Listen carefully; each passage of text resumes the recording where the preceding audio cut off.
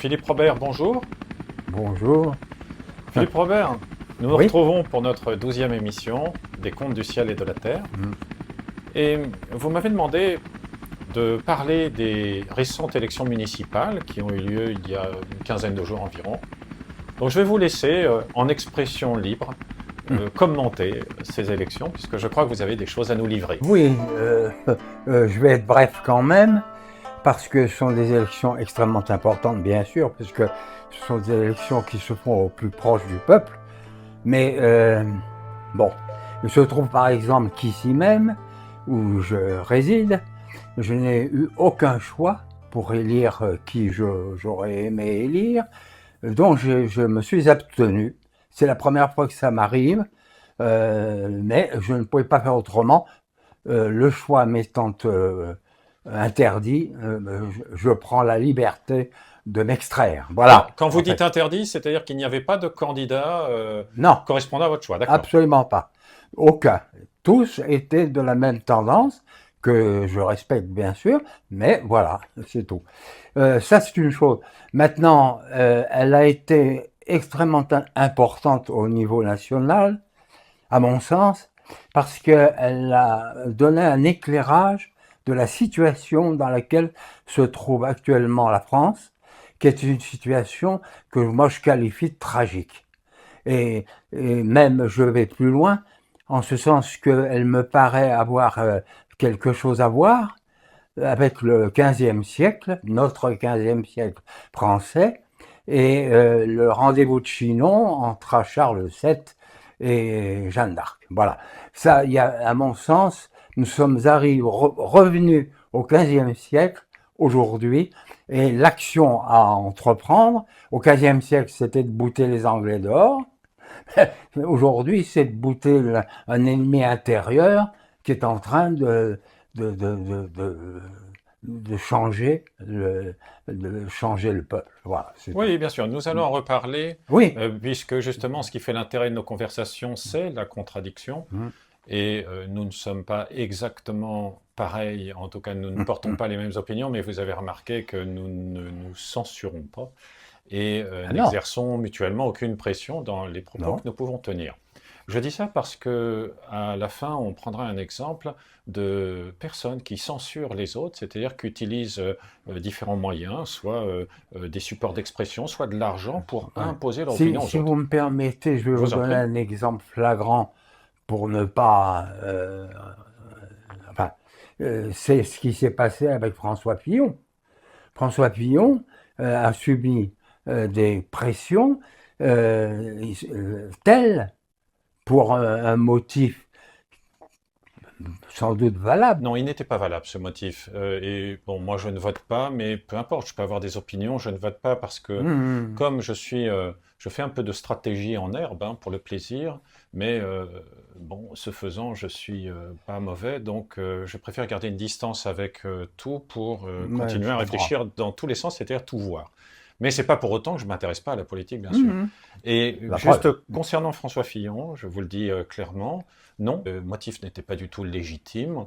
C'est une affaire qui a été montée de toutes pièces. Voilà, Elle a été voilà, synchronisée de toutes pièces, voilà. c'est-à-dire qu'elle a été organisée, Ouais, et ça n'est plus ouais. de l'information, donc elle a été organisée en vue de le faire échouer aux Non, élections présidentielles. c'est À partir ça. du moment où il y a une organisation, il n'y a pas de restitution d'information. Une information, théoriquement, vous devez la restituer quand vous la recevez. C'est pas du tout ce qui s'est passé. Non. On a eu clairement la preuve que on connaissait toutes ces histoires sur François Fillon. Alors je ne les cautionne pas, ces histoires. Maintenant, il faut les remettre à leur niveau.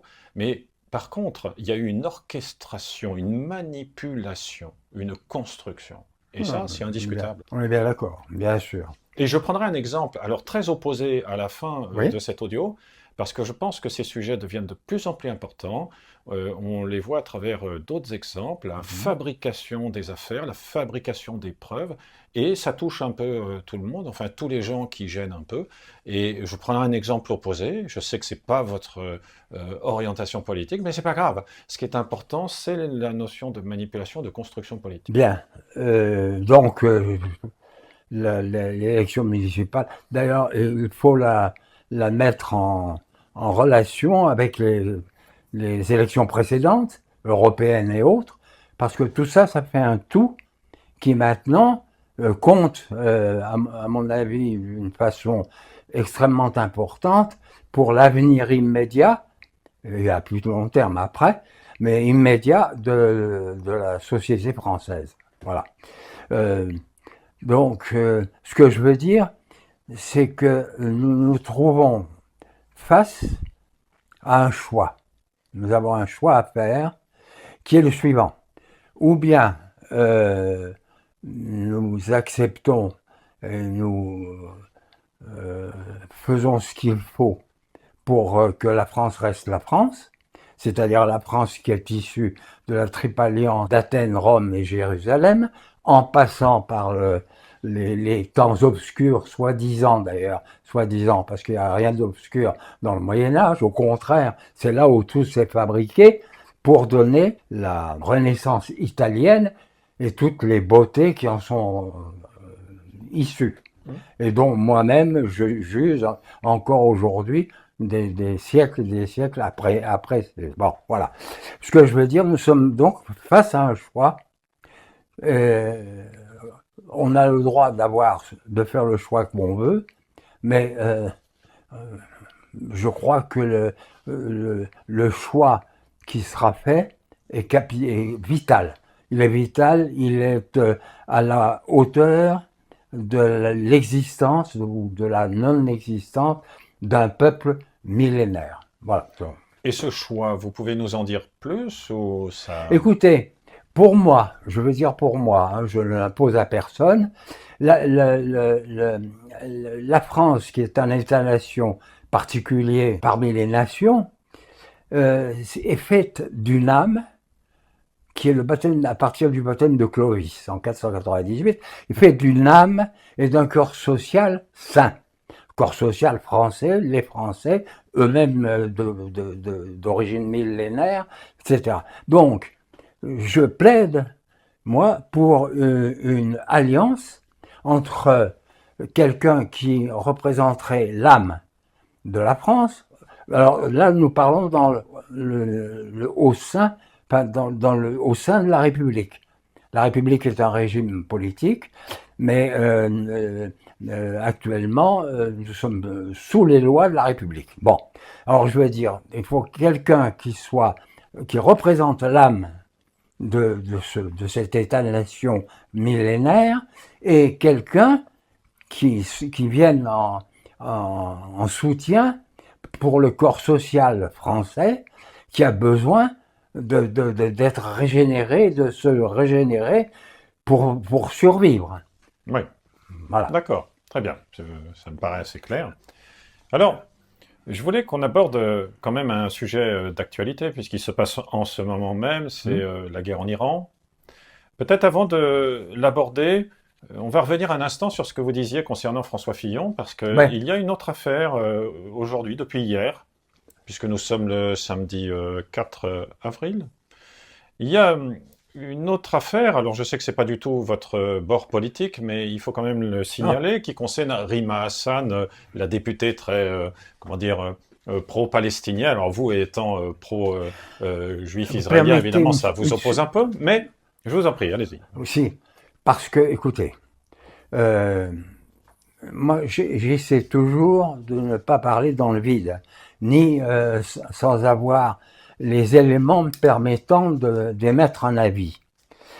La Palestine, ça vient d'où?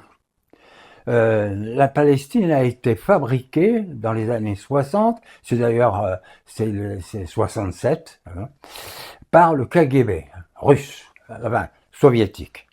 Ça a été fabriqué de toutes pièces. Avec, alors évidemment, le KGB s'est inséré depuis toujours, s'est toujours inséré au Moyen-Orient et là où il pouvait y aller, dans le cadre du communisme. Mais c'est ça. Les Palestiniens, la Palestine, ça n'existe pas. Oui, mais simplement, là... Je vais citer simplement... On ne va pas aller sur ce terrain parce que c'est un terrain sans fin, pour rien vous... Non, c'est pas ce que je veux dire. C'est sans fin, parce que... Je veux dire, si on ne prend pas en compte... Rien n'existe à ce moment-là. Non, si, Ah non, les États-Unis n'existaient pas, Non, non, mais la question n'est pas les là. religions n'existaient pas, etc., etc. Donc, si je peux me permettre, Oui. il y a eu un découpage, alors peut-être on va pas prendre, 67, on va prendre plutôt 48, la fin de la Seconde Guerre mondiale, où tant bien que mal, ça a été un découpage pourri, on le sait, mais on a tenté de faire un découpage pour que Oui, les c'est vrai. Juifs et les musulmans puissent en gros cohabiter à un endroit. Bon, ça a été un échec. On peut pas vraiment développer les raisons de cet échec ici parce que c'est sans fin, c'est une histoire qui ne s'arrête jamais. Et puis, il ne faut pas oublier que cette histoire est directement liée avec celle du Moyen-Orient, et que le Moyen-Orient, il y a des intérêts financiers, on le voit bien avec le pétrole. Donc on s'en mêlerait quand même, à mon avis, très vite pour en comprendre véritablement les origines. C'est mon point de vue. Je voudrais revenir à l'affaire de Rima Hassan, c'est-à-dire Ouais. la personne Rima Oui, ben Hassan. justement, voilà. Là, on se préoccupe pas trop, en fait, du fait que ce soit une activiste pro-palestinienne. On prend juste les faits juridiques. Euh, Elle va à une garde à vue, enfin, elle se présente à une audience Oui. d'elle-même, j'insiste bien, c'est très important, c'est-à-dire que c'est elle qui part de chez elle pour se présenter à un commissariat de police pour une audience durant laquelle elle sera mise en garde à vue. Mais elle part de chez elle libre. Quand elle arrive au commissariat, on retrouve 2 boules d'un dérivé de cannabis, mais autorisé. C'est-à-dire, vous savez, il y a des dérivés de cannabis qui sont autorisés à des fins médicales, sachant que de toute façon, 75%, je crois, des médicaments, enfin un peu moins maintenant, parce qu'on fait beaucoup de médicaments de synthèse, mais une très grosse quantité de médicaments sont issus de plantes. Donc, bon, je veux dire, jusque-là, il n'y a rien à dire. C'est présenté sous la forme de 2 boules, et sur une des boules, on trouve des traces d'une autre drogue qui, elle, est interdite. Je dis bien des traces. Elle invoque la bonne foi, elle dit qu'elle a acheté ça comme ça, et que elle ne consomme que la substance légale, et effectivement, elle a fait un test urinaire, on n'a absolument rien retrouvé d'illégal. Alors, la question se Ouais. pose à 2 niveaux. La première, c'est que si on commence, et là on revient un peu à l'affaire Fillon, à fabriquer des preuves, c'est-à-dire on est un peu à l'époque des beepers, ça a fait beaucoup de bruit, vive le Mossad, mais enfin ça veut dire aussi je m'introduis chez toi et je fais des fausses preuves, c'est ça que ça veut dire. Donc quand c'est chez les autres ça va, mais si ça commence à s'étendre chez nous, Bah, ça pourrait créer la panique dans toute la France, parce qu'il y a des bons policiers, il y a des bons militaires, il y a des bons gendarmes qui n'ont pas du tout envie qu'on vienne falsifier les affaires sur lesquelles ils travaillent, ce qu'on peut comprendre. Alors la question, c'est la suivante. oui. Il y a un ancien magistrat qui s'appelle Fenech, Georges Fenech, que j'ai écouté très brièvement dans la voiture. J'écoute pas cette station, mais en ce moment, compte tenu de ce qui se passe, j'essaie de balayer pour écouter un petit peu ce qui se dit à droite à gauche. Et il dénonce Rima Hassan. Alors, il travaille, oui, j'ai pas précisé, mais je crois que vous êtes au courant, il travaille chez Vincent Bolloré. C'est-à-dire que les télévisions appartiennent toutes à des oligarques. Donc, il est payé par Vincent Bolloré et il commence à mettre en doute le fait qu'il y aurait pu avoir un complot, etc. Bon, on ne le sait pas, c'est l'enquête qui le déterminera, mais c'est pas ça qui est grave. Ce qui est grave, c'est que cette personne est un ancien magistrat et à aucun moment Exact. il ne parle de la violation du secret de l'instruction, qui est extrêmement grave et pour laquelle d'ailleurs le conseil de Rima Hassan vient de déposer plainte. Si vous me permettez, Je vous en prie. si vous me permettez, le secret de l'instruction est sans cesse violé depuis des années par les médias mainstream, entre autres, n'est-ce pas? Je suis tout à fait d'accord, mais À tous les niveaux. Mais je suis tout partout. à fait d'accord, mais non. Oh. Ah mais non. Vous enfreignez la loi. L'autre enfreint la loi, ça ne fait pas quitus pour que tout le monde puisse le faire. C'est scandaleux de le faire. Non, non. C'est pas. Je termine juste ce que je voulais dire. Le problème de ce Fenech, Georges Fenech, je crois son prénom, c'est qu'il c'est un ancien magistrat. Je sais. Et il s'en vante partout. Il fait des livres, il vend des livres. Il dit ancien magistrat. En plus, bon, il a été député, puis il a présidé, je crois, une commission contre les sectes, etc. À aucun moment, il n'exprime en priorité le fait qu'il y a eu violation du secret d'instruction. Oui, mais le problème, c'est quoi le problème? Le problème, c'est que ce Fenech est payé par Bolloré, et il est payé pour suivre sa ligne éditoriale. Et le problème, c'est qu'au même moment, il se présente aussi comme un ancien magistrat. Vous Mais comprenez ce qu'il que ça est, veut dire? c'est la réalité. Eh oui, mais ça veut dire qu'il est payé aussi Ah, pour mais oui, on sait. pour suivre une ligne éditoriale. Ben, c'est une forme de corruption. Oui, ben, ça, mais C'est ça. le problème. On Alors, en revient à l'affaire Fillon. Hein, oui, oui, mais non, mais là, il y en a partout, de vous voyez ça. ce que je veux dire? Oui, Voilà. oui, mais ça, c'est partout. Ouais, ouais. Non, mais je vous dis ça parce que j'ai entendu ça oui, comme ça, je au comprends. hasard. Je crois que Je c'était hier comprends. soir. Et Hier alors, soir, dans la voiture. ça J'ai trouvé ça délirant. C'est oui, oui, scandaleux. non, mais ça rejoint une position que moi, à laquelle je me tiens moi-même avec force, c'est que il faut, à force de mettre dans la tête des gens telle ou telle position, ce que vous rapportez par exemple, etc., qui les empêche de réfléchir par eux-mêmes, ils sont pris au piège. Tout à fait. Mais Nous ça, sommes pris au- voilà. nous en avons déjà parlé. C'est pour ça que Ouais. ici, c'est une expression libre. Oui. Et que nous ne partageons pas forcément toujours les mêmes avis, mais nous nous exprimons. Et les gens n'ont pas ce choix. Alors, soit pour des raisons intellectuelles, ils n'ont pas les outils Je intellectuels, comprends bien. ils n'ont pas le temps, ils sont fatigués, Ouais. soit carrément, Oui. et des gens ne le font pas parce qu'ils ne sont pas sincères. tout Oui, oui. simplement. Alors c'est pour ça que moi je m'en extrais de Oui, tout ça. mais je sais. comprenez Et ce qui est très bien. Moi je vois les choses autrement, enfin, ou alors d'un autre niveau qui me paraît plus noble, humainement parlant. Bien. Écoutez, je vais vous donner une piste sur ma façon de voir la vie à mon âge. Je vais faire une sorte de testament. Allez, double testament. Un testament personnel qui concerne aussi bien moi-même que ma descendance ou plus largement le peuple français, et puis quelque chose d'un peu politique dans la marche de la vie. Voilà. Donc, c'est le premier volet de votre testament, parce que Oui, il y aura alors on plusieurs va volets. commencer par celui-là. D'accord. C'est-à-dire que pour moi, il y a deux façons d'être. L'une est que j'ai qualifiée sous la forme de la nuit, tous les chats sont gris. Ce qui veut dire on est à un niveau humain, l'humanité est sur Terre, mais que elle ne fait que, un peu comme les animaux qui ne vivent que pour manger, elle ne vit plus aujourd'hui, s'entend, parce que ça n'a pas toujours été le cas, elle ne vit plus que pour boire, manger, parce que c'est la société de consommation. Donc ça c'est une chose. C'est une chose réelle, tout le monde peut le constater. Bon, est-ce qu'il faut en rester là? Moi, ma position est la suivante. Il me paraît vital qu'il y ait de la transcendance, non seulement dans nos vies, mais dans notre façon de voir, de penser, qu'on ne pense pas au ras la moquette seulement. Il faut élever le débat, il faut s'élever. Et pour ça, j'ai trouvé une petite formule, toute simple. Tout à l'heure, je disais, la nuit, tous les chats sont gris, donc ça, c'est l'uniformité.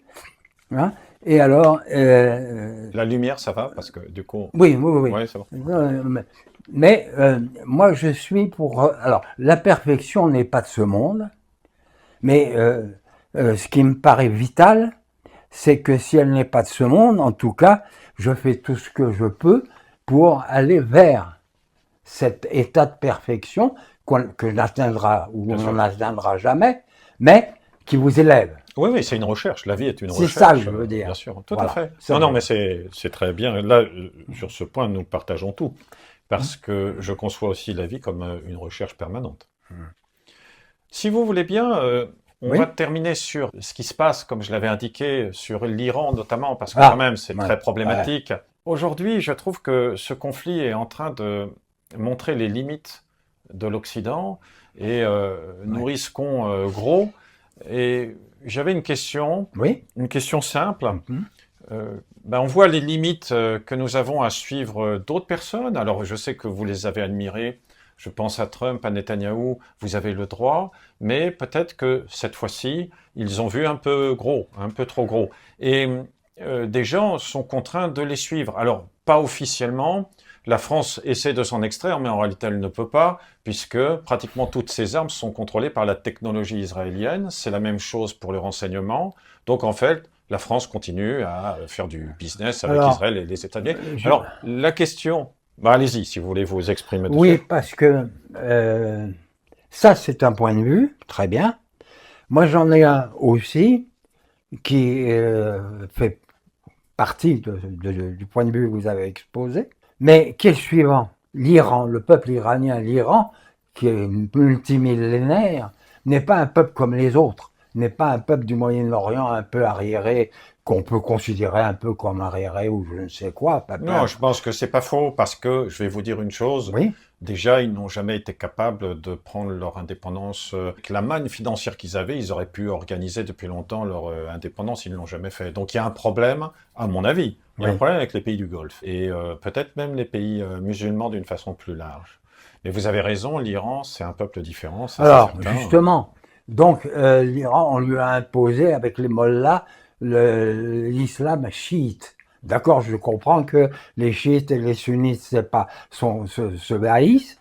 Je comprends, je connais les raisons, mais bon, c'est leur affaire, c'est pas la mienne.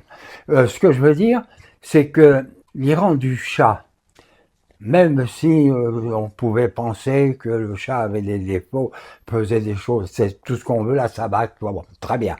Mais il n'empêche qu'il était en train d'élever l'Iran à un rang remarquable dans la société des nations.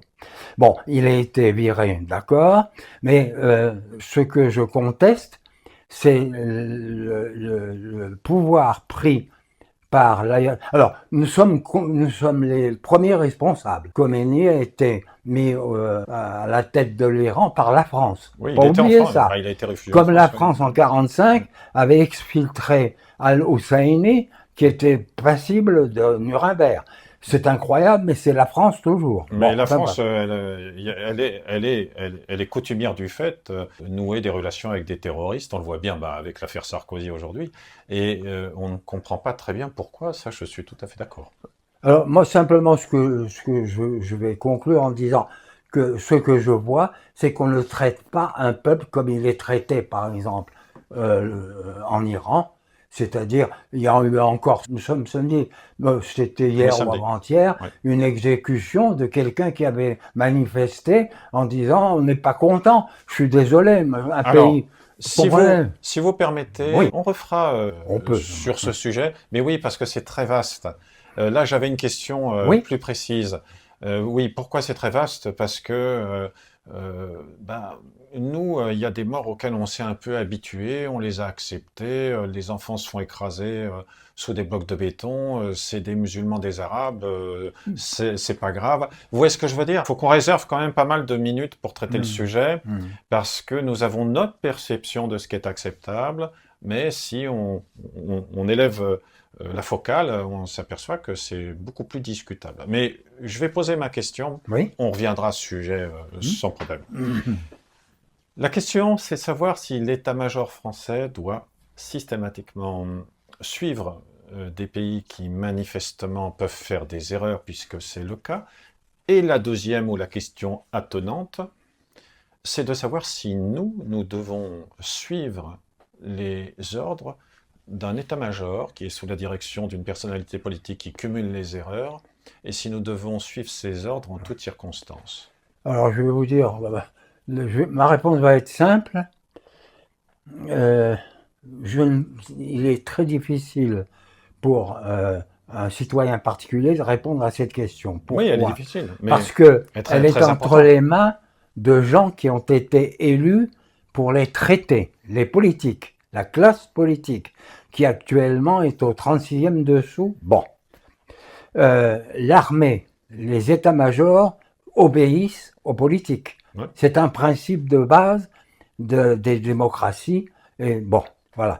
Donc, il y a deux solutions. Ou bien les états-majors, effectivement, suivent aveuglément les politiques parce que c'est le droit, soi-disant, l'état de droit, la démocratie, ou alors ils se rebellent, Oui.